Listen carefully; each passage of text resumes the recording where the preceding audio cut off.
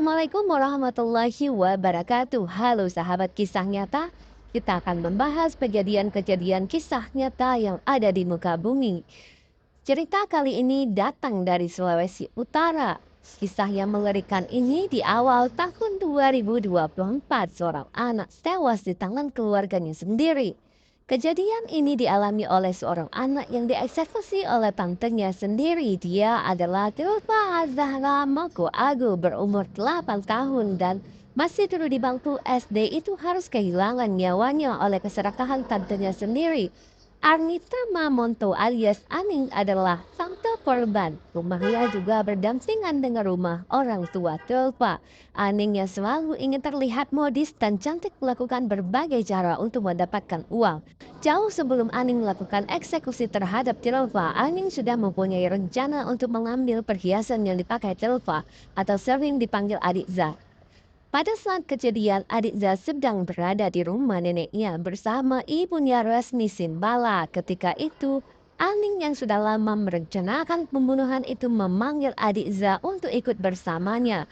Adik Zah yang kesehariannya memang sering bermain dengan Aning tidak menaruh curiga apapun terhadap tantenya itu. Aning mempunyai seorang putra yang masih kecil sebelum ke kebun. Tilfa disuruh menunggu dulu di rumah Aning. Sementara Aning mau menitipkan anaknya kepada Wira. Wira ini adalah tantenya Aning.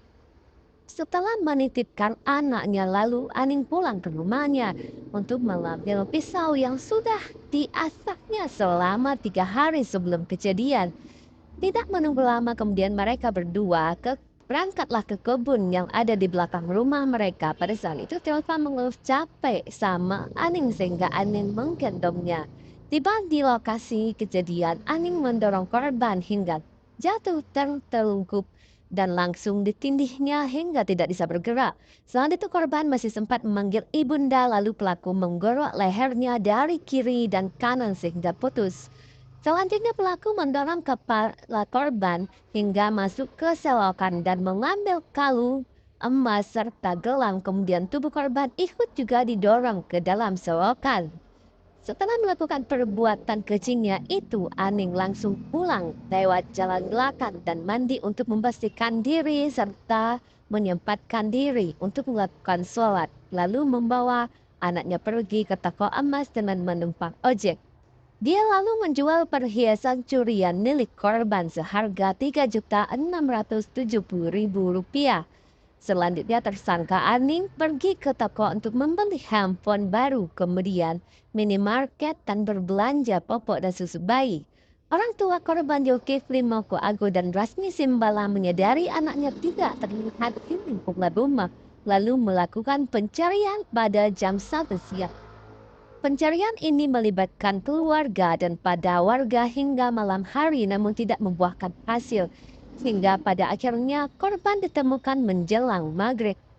Saat ditemukan posisi kepala Adik Zah berada di kaki, sungguh kejam bukan? Sebelum kasus terungkap, tersangka sempat bersandiwara kepada polisi dan orang terakhir yang melihat korban. Dia memberi keterangan bertele-tele dan menjelaskan kronologi korban hilang kepada Bupati Bultin Sam Syahrul Mamonto yang videonya viral di medsos. Bahkan saat jenazah korban ditemukan, tersangka sempat datang ke puskesmas dan terlihat menangis yang ternyata hanyalah bersandiwara belaka.